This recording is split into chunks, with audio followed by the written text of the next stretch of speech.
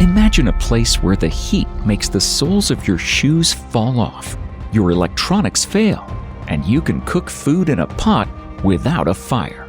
You think we're talking about Venus? Or a volcano mouth? No. This is our planet, and volcanoes are far away. But here, even a piece of meat exposed to the sun will be cooked in a couple of hours, as if it had been in the oven. Well, why as if? Those who have been to this place and managed to get out of it describe it exactly this way. But even this hell used to be home to an amazing civilization that once thrived. But now, there are only odd ruins left from it. The highest temperatures on the planet's surface have been recorded here by NASA satellites.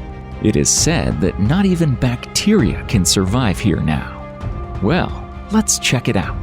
Today, we're going on a trip to the Lut Desert in Iran. How come the hottest desert is neither the Sahara nor the Death Valley? What kind of ancient civilization lived here? And where did it go? And why does it seem to have been ruled by a matriarchy? Eventually, we'll take a virtual walk to the hottest spot in the desert and find out what happens to humans and equipment in such infernal heat. And we'll find out if there really aren't even any bacteria here. The Lut Desert, the hottest place on Earth. Please like this video, and remember that a like is not only support, but also a signal to the YouTube algorithms about the value of this content.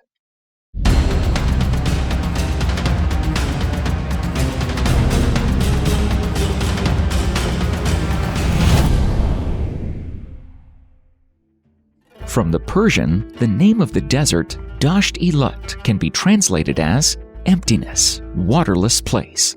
And these words fully describe what a madman who dares to visit this remote and lifeless land will see before him. Despite the infernal heat and extreme drought, bizarre landscapes fascinate and attract tourists to this mysterious corner.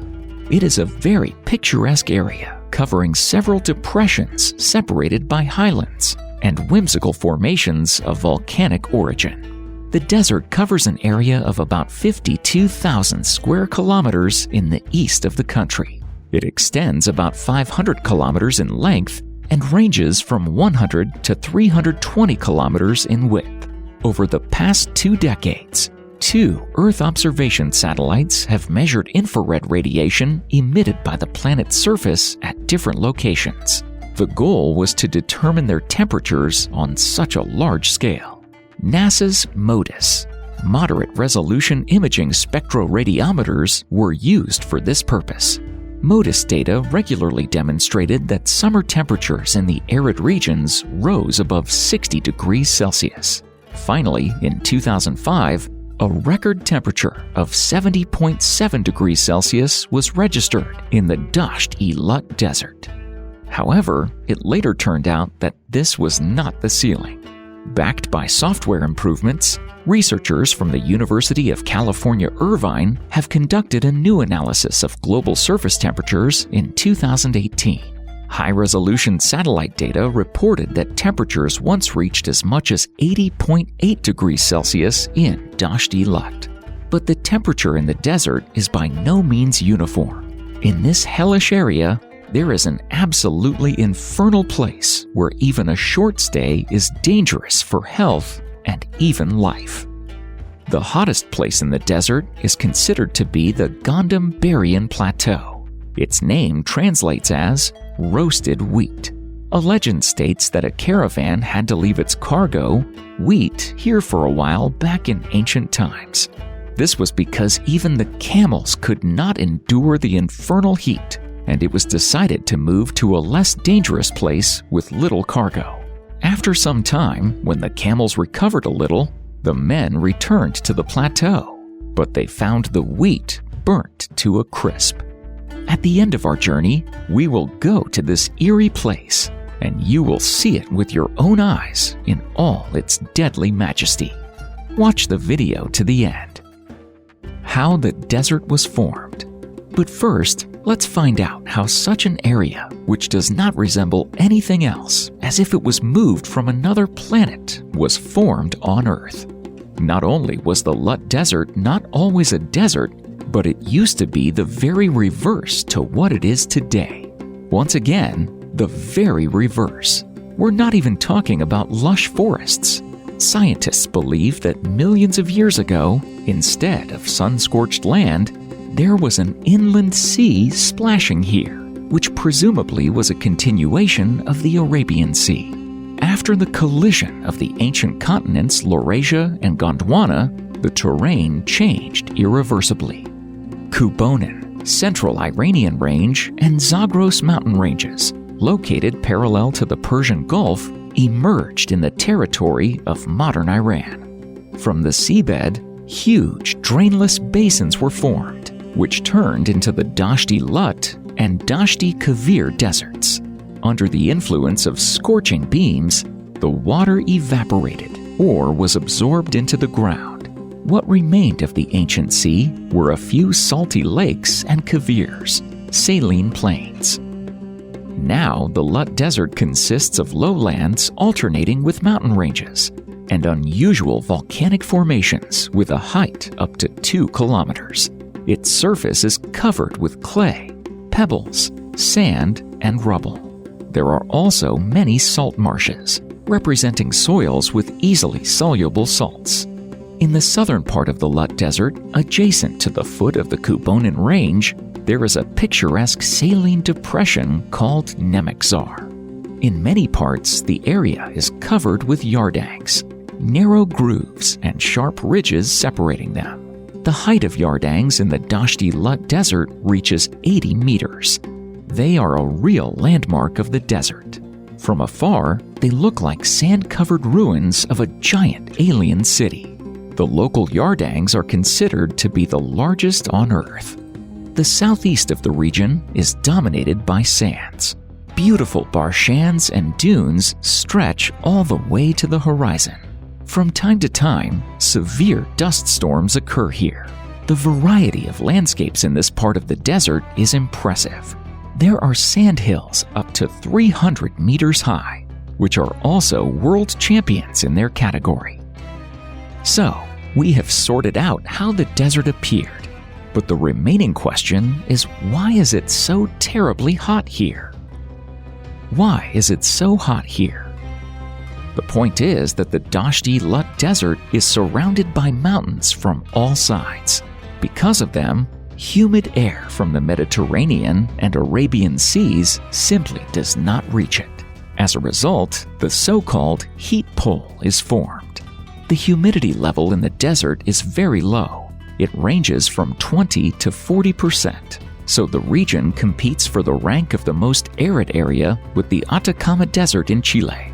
It usually receives less than 30 millimeters of rainfall per year. That's virtually nothing. Under such conditions, of course, it's hard to expect life to thrive here. In fact, nature feels more or less fine here in the oases only. What about nature? There are only a few of them, and they are located on the outskirts of the desert, at the foot of the mountains. There is even a river originating in these areas. It springs from the northern mountains of Birjand. Sometimes it even tries to reach the central part of the desert, but gets quickly lost in the salt marshes. The water is very salty, so vegetation is very sparse, even in the oases. Occasionally, you can find a tamarisk. These are trees or shrubs that can grow up to 10 meters. Other species that can be found are wormwood and desert lichen. The fauna of the Lut Desert is also very poor. Small nocturnal rodents live in the places that are not so arid. These are mainly gophers and jerboas, which often inhabit desert areas. There is little detailed information about the animals in these areas. This region is still very understudied. There are, of course, no birds here at all. Only rare migratory birds, unluckily flying over this area, cannot find shade for shelter and pay with their lives for this mistake. They try to drink the water from the salt lakes, which is unsuitable for them, and die from that too. Yes, this place has mercy on no one. But in September 2020, An entirely new species of crustacean was discovered in the desert.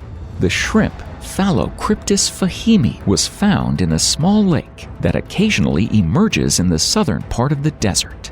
According to Dr. Hossein Rajai, these animals can survive for decades in dried sediment and come out of their natural anabiosis before the rainy season. Ancient cities. Even small animals struggle to survive in these places, say nothing of humans. That's why the fact that people lived here many thousands of years ago is particularly astonishing.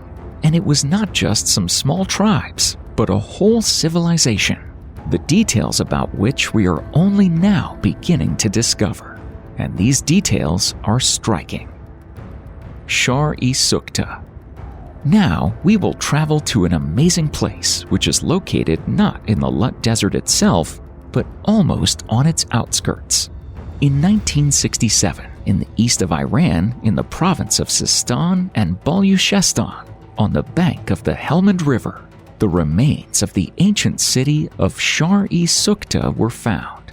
In the Persian language, it means burnt city.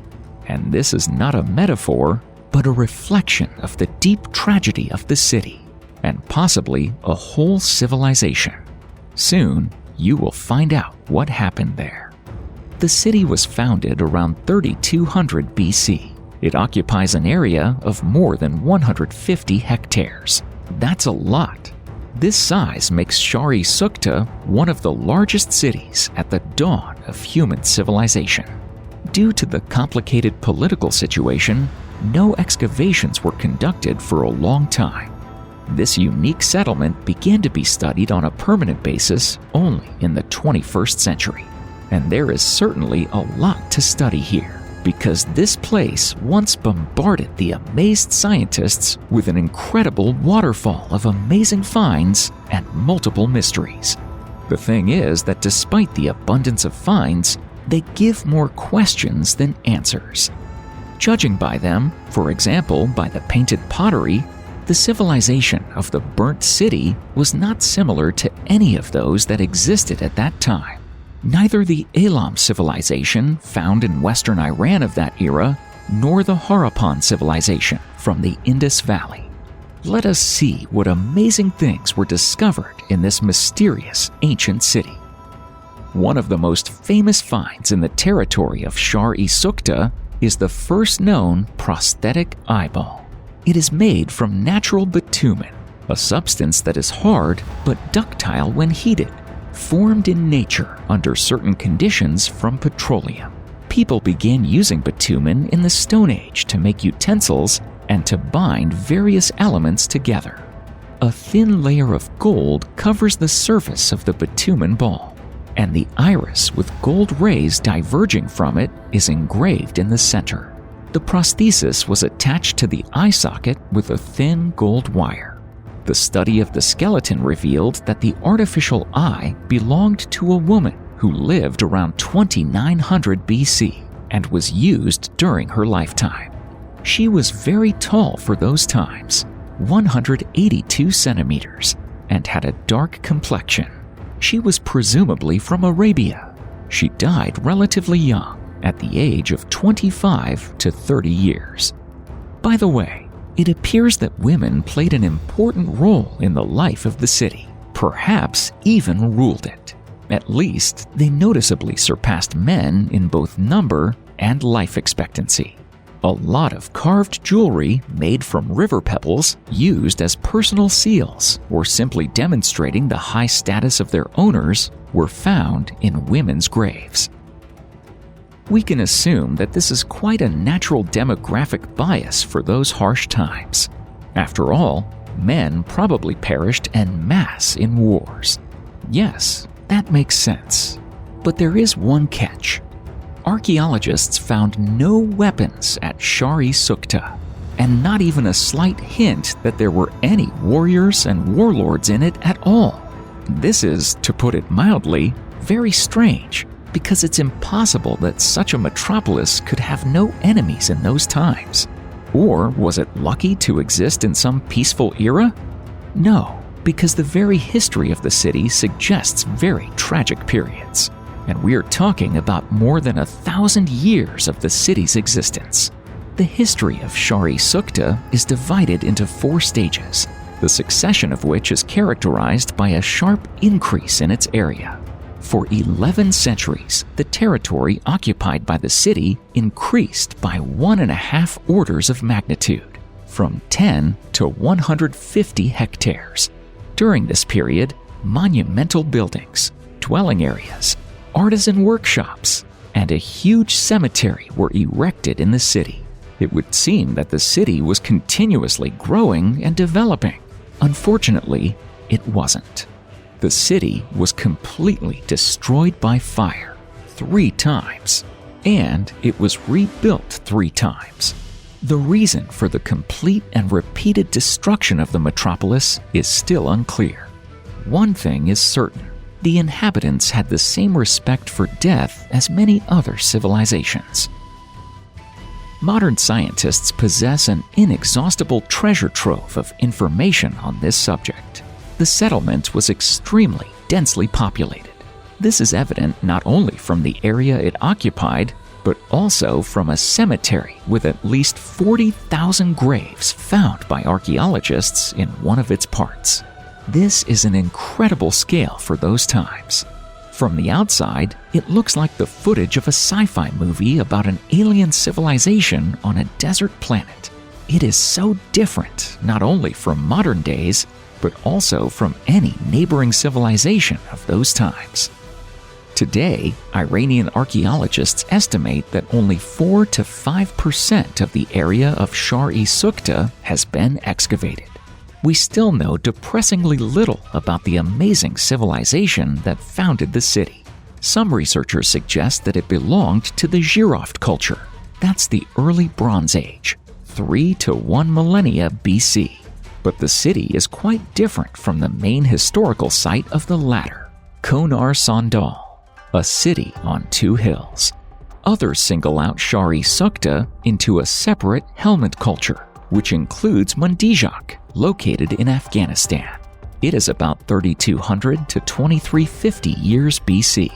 In general, scientists have received a lot of evidence of the existence of a completely distinctive and developed civilization between Mesopotamia and the Elam civilization in the west and the Indus civilization in the east, a civilization of which the scientific world was not aware at all until recent years.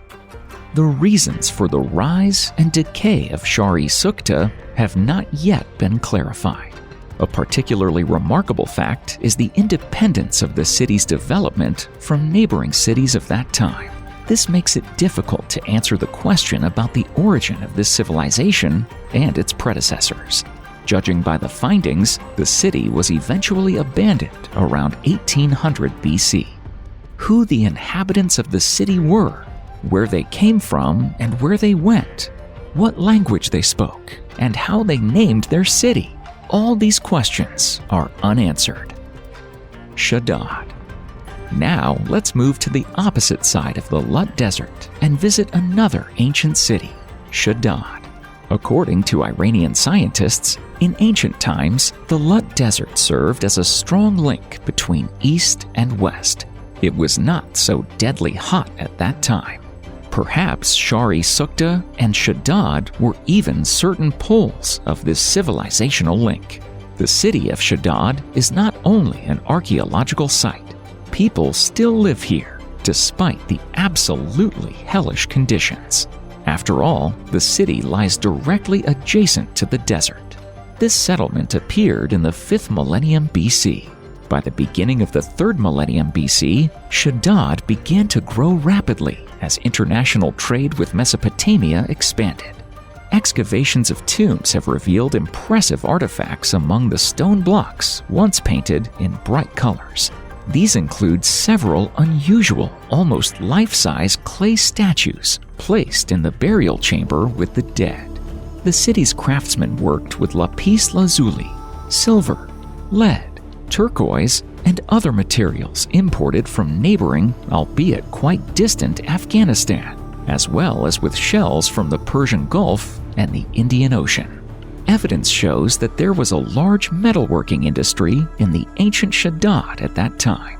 During a recent survey, a new generation of archaeologists discovered a huge hill, nearly 300 by 300 feet, covered with slag from copper melting. Analysis of the waste materials revealed that craftsmen were smart enough to add a small amount of arsenic at later stages of the manufacturing process to strengthen the final product. The blacksmiths of Shadad sometimes created real masterpieces of art.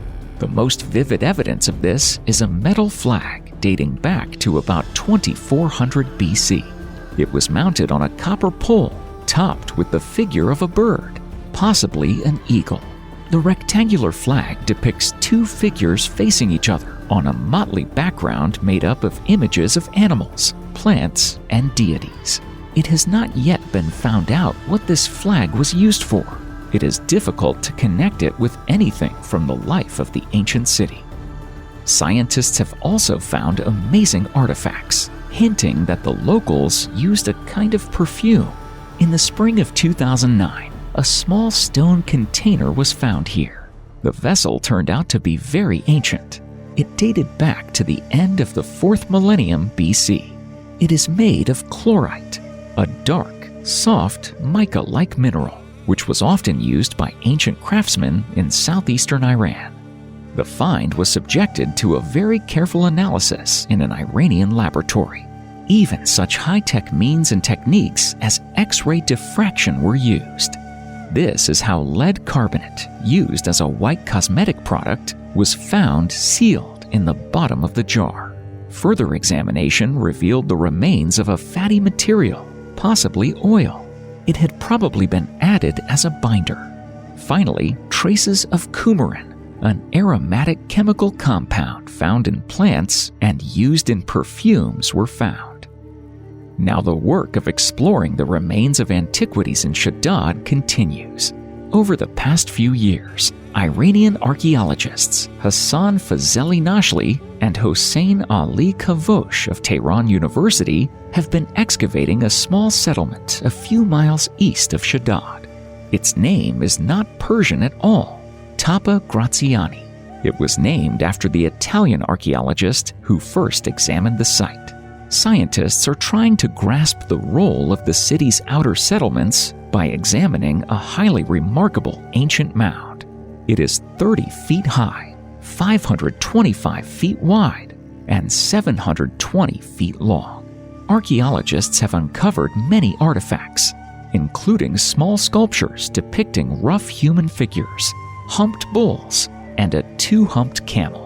The finds date back to around 2900 BC. Metal finds include a bronze mirror, fishing hooks, daggers, and pins. There are also wooden combs that have survived in the arid climate.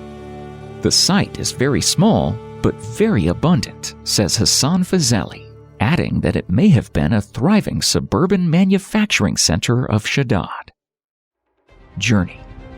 So, we have visited the most interesting places in the vicinity of the Lut Desert, and now we will do what we promised at the very beginning of the video, a journey to the desert itself, and even to its hottest place, the Gandham Plateau. You will learn, what does a person feel when approaching this hellish place? What happens to appliances and electronics? Will a piece of meat get fried if left in the sun? Or is that a myth? What dangers might be waiting in the most unexpected places? Finally, we'll find out if this place really can't even be home to bacteria, as some people claim.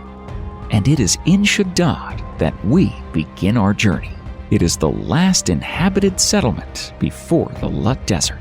It must be said that this place is so dangerous that visiting it during the hottest summer months is explicitly forbidden by the Iranian authorities unless you have a special permit. You can put out of your mind the idea of getting to the Gandham Plateau on foot. You can cover most of the way by car, and only with a guide who will dare to do such a courageous act. Even at the very beginning of the journey, outside the city of Shadad, The temperature of the ground surface exceeds 60 degrees. The air temperature in the shadows reaches 45 degrees, and that's while the instruments are still showing something, because it's only going to get worse from here. If you want to stay in the open air for more than 2 minutes, no part of your body should be uncovered, including even your hands. It will take you about 2 hours by car to get to the hottest part of the desert, and that's only to its outskirts, because the guide simply won't go further. The equipment can't withstand such temperatures either.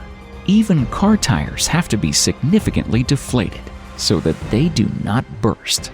But this does not always help, because there are often sharp stones in the sand. Those rare daredevils who made it to the center had to walk the rest of the way by foot, and it was a real torture for everyone. Electronics start to fail pretty quickly along the way. Household laser thermometers malfunction. Smartphones shut down due to overheating. If you don't notify special services of your trip in advance, you're very likely to be unable to call for help and will probably die. More advanced instruments capable of working in such conditions show surface temperatures close to the very 70 degrees that NASA satellites have recorded. It becomes difficult to breathe, almost impossible to swallow. Your mouth dries up after just a couple of breaths. You have to drink small portions of water almost non-stop. And it's good if you've correctly calculated the amount of water you'll need on this crazy journey. The wind rises, and as you can easily guess, it does not give the usual coolness, but burns the skin instead. You can only rely on your luck to avoid a sandstorm, which would mean certain death. However, local winds create strong wind erosion and turn local rocks into real works of art. But you can't admire them for long if you want to reach the Gandam-Barrean Plateau and return alive. Along the way, you'll quickly feel that there's something wrong with your shoes. Hardly any shoes can withstand such temperatures. Many daredevils have had their soles quickly melt and stick off. Even if you manage to pick up the shoes that won't fall apart, you'll still feel the heat of the surface even through the thick soles. Standing in one place becomes increasingly difficult. You can't grasp metal objects, and some plastics are melting too. Another problem is the sunlight. You can't do anything here without dark sunglasses. You'll simply go blind. And you need not just good dark sunglasses, but the type used by mountaineers climbing Everest. Your eyes need protection not only in the front, but also on the sides. Even sunlight reflected from the ground can literally burn out your eyes.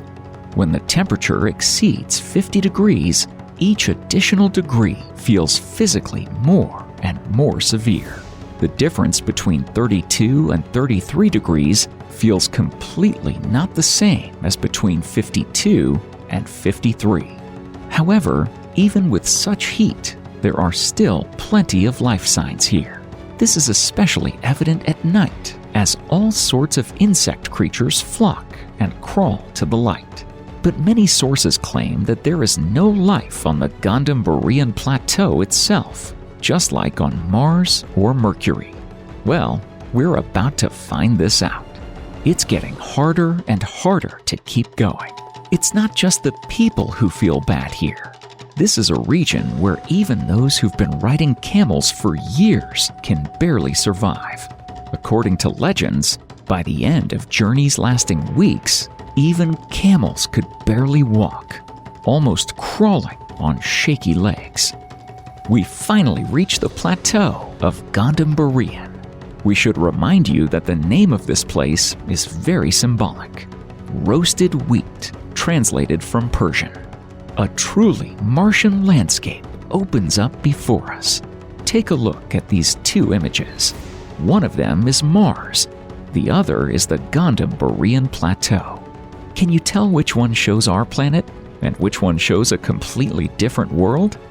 You will hardly be surprised by the fact you can warm up food in metal dishes dipped in sand here. That's what many travelers do. And that's not all. Once, for the sake of interest, a plastic container with a piece of raw meat was left here. 2 hours later, it was cooked to medium rare state. And if it had been left in the sun for another hour, it would have reached well done doneness. And that's just in the sun, not on the sand. But the Gondombarean Plateau is not small, and we still have the last 100 meters to go. The Martian landscape does not change. We see sand with a scatter of coal-black basalt flecks all around. It is their black color that caused the most extreme heat. It's simply life-threatening to stay here. Even if you are fortunate enough to be in good somatic health, you may get a nosebleed, not to mention feeling terrible in general. You might even start to shake. There have been such cases. This place literally sucks all the juices and vitality out of any living organism. But does it refer really to any organism? What about the belief that even bacteria can't live on the plateau? That's a myth, of course. The few people who managed to get here and stay alive have seen and even filmed insects quite vigorous. But more complex organisms have nothing to do here. It's a death trap you need to leave as quickly as possible. Better still, don't even approach it.